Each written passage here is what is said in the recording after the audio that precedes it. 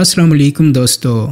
सुल्तान ने यूरोपीय ताकतों हंगरी और वीनस समेत कई मुल्कों से सुलह कर ली थी या मुआहदे कर लिए थे, लेकिन जब सुल्तान इन ताकतों से बेफिक्र होकर कुस्तुनतुनिया का मुहासरा शुरू कर चुका था तो अचानक एक यूरोपियन एम्पायर हंगरी ने उस्मानियों से अमन मुआहदा तोड़ दिया। दूसरी तरफ जनेवा ने भी अपने शहरियों को कुस्तुनतुनिया की मदद का हुक्म दे दिया। इन वाक़यात ने उस्मानियों पर दबाव बढ़ा दिया कि वो शहर को जल्द से जल्द फतह करें या वापस लौट जाएं और अपनी सल्तनत की हिफाजत करें। लेकिन हैरत अंगेज़ तौर पर उस्मानियों को इन्हीं में से एक दुश्मन से बहुत बड़ी मदद मिल गई। हंगरी का वो सफ़ीर जो अमन मुआहदे के खात्मे का पैगाम लेकर आया था, वो अनजाने में तुर्कों को एक बहुत बड़े काम की बात बता गया। उसने तुर्कों को तोप से फायर करते देखा तो तुर्कों की नातजर्बाकारी पर हंसने लगा। फिर उसने खुद ही तुर्कों को बताया कि तुम एक दीवार पर एक ही जगह को निशाना बनाकर गलती कर रहे हो। दीवार तोड़ने का सही फार्मूला 3 निशानात पर ट्राइएंगल में निशाने लगाना है। तुर्कों के हाथ हंसी हंसी में फार्मूला आ गया। उन्होंने ऐसा ही किया और दीवार की तबाही का अमल तेज़ हो गया। लेकिन दूसरी तरफ कुस्तुनतुनिया के लिए समंदरों से मदद भी आ गई।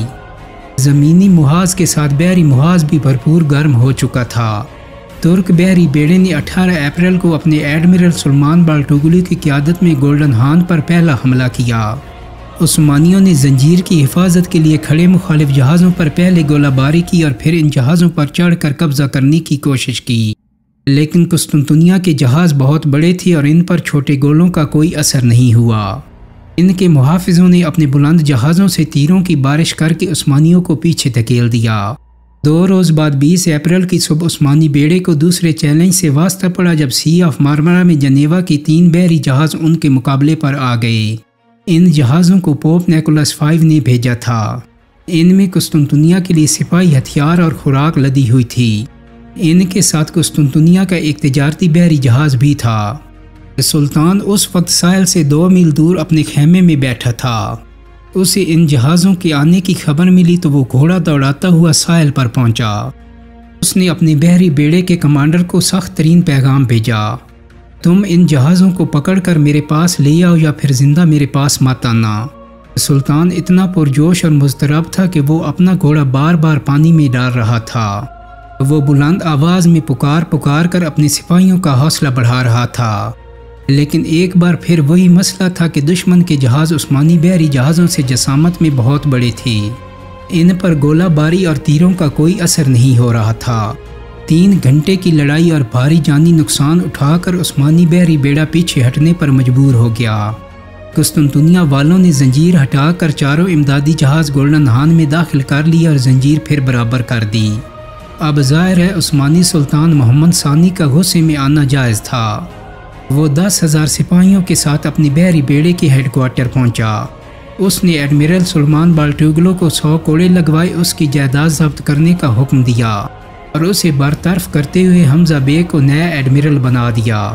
उस्मानी फ़ौज को अब अगर फतह हासिल करना थी तो जहाज़ों को हर सूरत गोल्डन हान में पहुंचाना था।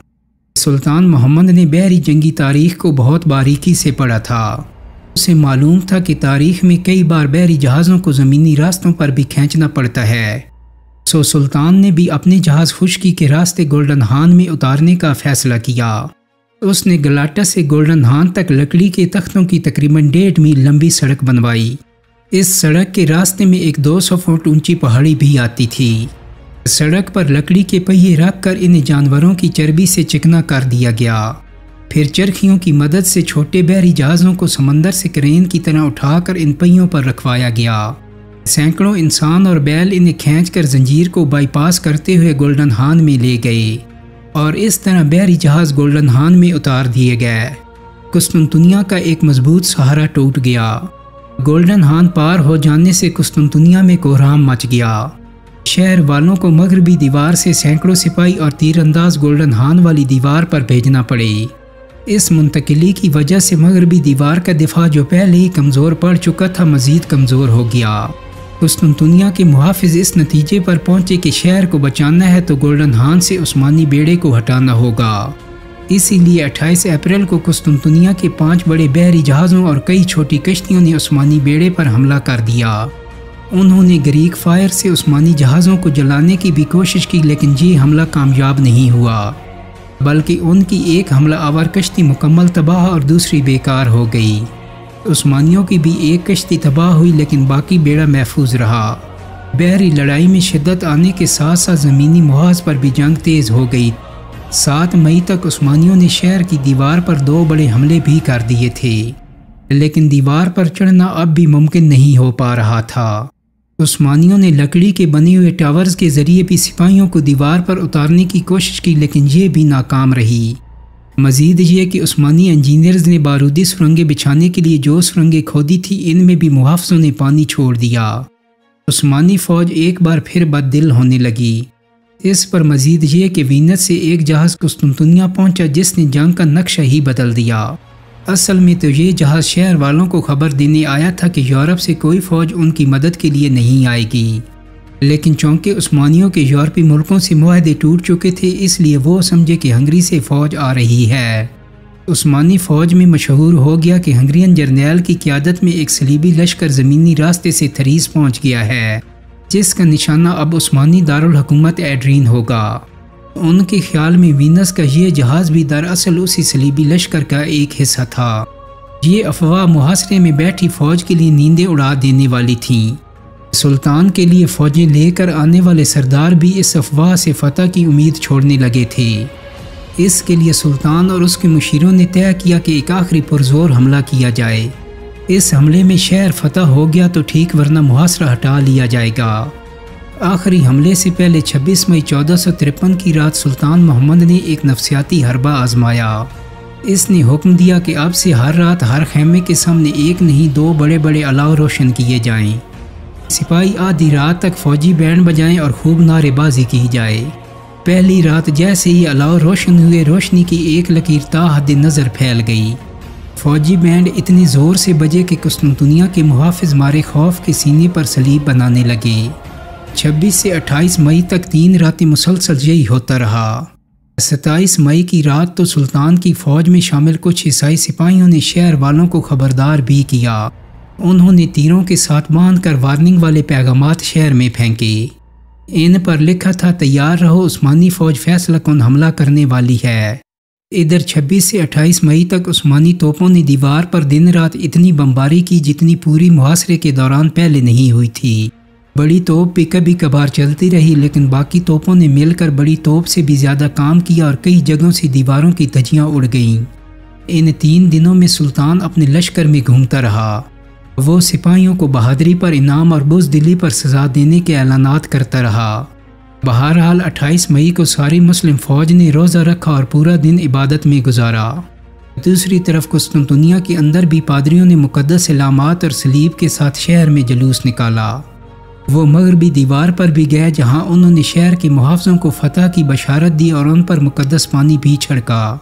دوستو یہ سب کچھ اس وقت ہو رہا تھا جب شہر کی دیواروں پر 5000 گولے برسائے جا چکے تھے۔ اب آخری حملے کا وقت ہوا چاہتا تھا اور ساتھ میں محاصرے والوں کے لیے سب سے بری خبر یعنی موسلادھار بارش کا بھی۔ رات کے وقت سلطان نے تمام فوج اور بحری بیڑوں کو حکم دیا کہ وہ ایک ہی وقت میں شہر پر ٹوٹ پڑیں، لیکن اصل میں یہ سارے حملے صرف دکھاوے کے لیے تھے تاکہ محافظوں کی توجہ بٹی رہے۔ اصل حملہ مغربی دیوار کے مرکز میں رومانوس گیٹ کے پاس ہونا تھا جہاں کی دیوار زیادہ تر گر چکی تھی اور یہاں صرف مٹی اور پتھروں کی ایک باڑ رہ گئی تھی۔ سلطان رومانوس گیٹ کے قریب ہی کھڑا تھا۔ رات 1:30 بجے سلطان نے اپنی غیر منظم فوج کو دیوار پر حملے کا حکم دیا۔ طبلِ جنگ بج اٹھا اور ہزاروں سپاہی خندق عبور کر کے باڑ پر ٹوٹ پڑے۔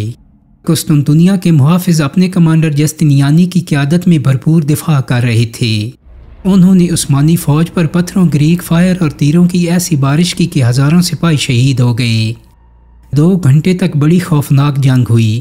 سلطان نے اس غیر منظم فوج کے پیچھے اپنی اصل فوج کھڑی کر رکھی تھی اور اس کے پیچھے یانیچری کھڑے تھے کہ یہ غیر منظم سپاہی جان توڑ کر آخری لمحات تک لڑے۔ 2 گھنٹے بعد رات کے 3:30 بجے جب شہر کے محافظ بھی لڑتے لڑتے بری طرح تھک چکے تھے تو سلطان نے غیر منظم فوج پیچھے ہٹا کر اپنی اصلی فوج کو حملے کا حکم دیا۔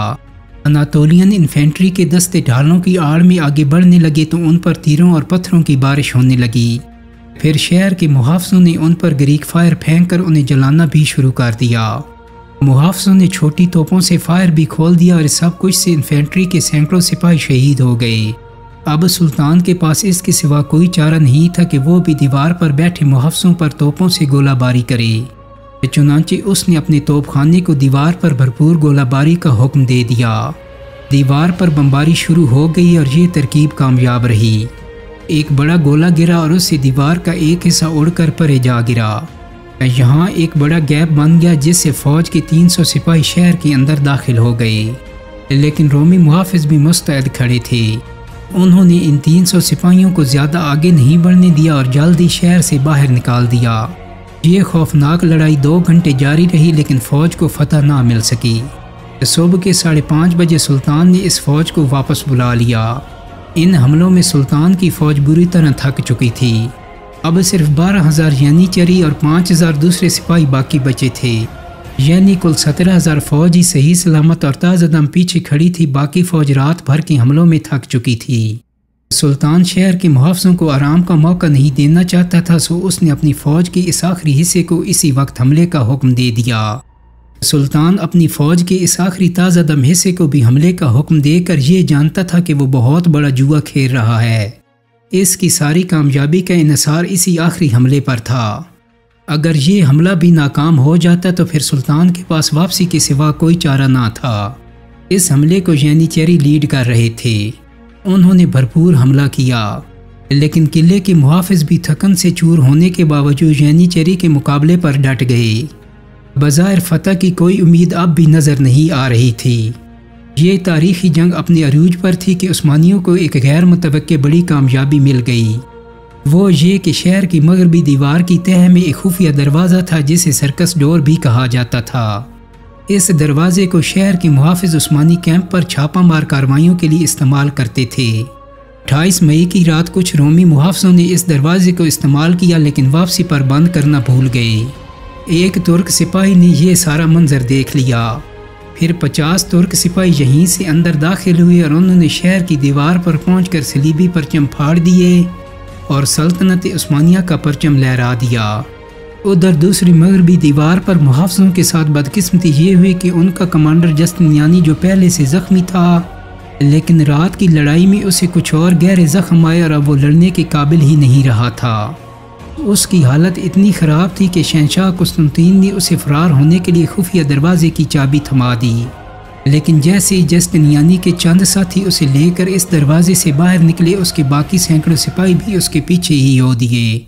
जस्टिनियानी और उसके साथियों के हट जाने की वजह से दीवार का दिफा बेहद कमज़ोर हो गया और इस हिला में यानीचेरी का आगा हसन अपने 30 साथियों समेत बाढ़ पर चढ़ने में कामयाब हो गया और उसने दीवार पर उस्मानी परचम भी लहरा दिया। अगरचे हसन और उसके 18 साथी इस लड़ाई में शहीद हो गए, लेकिन दीवार पर लहराता उस्मानी परचम बाहर खड़ी तुर्क फौज और अंदर मौजूद रोमी शहरियों को साफ नज़र आ रहा था। ये 29 मई की सुबह 7 बजे का वक्त था और कुस्तुनतुनिया 1000 साल बाद सल्तनत उस्मानिया के हाथों फतह हो चुका था।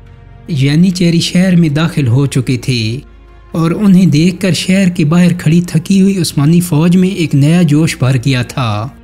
वो भी यानीचेरी के पीछे शहर में दाखिल होने लगी। 10 मिनट के अंदर अंदर 30,000 सिपाही शहर की अंदरूनी दीवार तक पहुंचकर उसके दरवाजे खोल रहे थे। शहर के मुहाफ़िज़ जान बचाने के लिए इधर उधर भाग रहे थे और 700 साल का इंतज़ार ख़त्म हो चुका था। दोस्तों, उम्मीद करता हूँ कि मेरी आज की वीडियो आपको पसंद आई होगी। अगर वीडियो अच्छी लगी है तो इसको लाइक और शेयर कर दें। मेरे चैनल को सब्सक्राइब करने के साथ साथ बेल आइकन को भी क्लिक कर दें ताकि आपको मेरी आने वाली मज़ीद वीडियोस के नोटिफिकेशन मिलते रहें। बहुत जल्द ही एक नई वीडियो के साथ मुलाकात होगी। अपना बहुत सारा ख्याल रखिएगा। अल्लाह हाफिज़।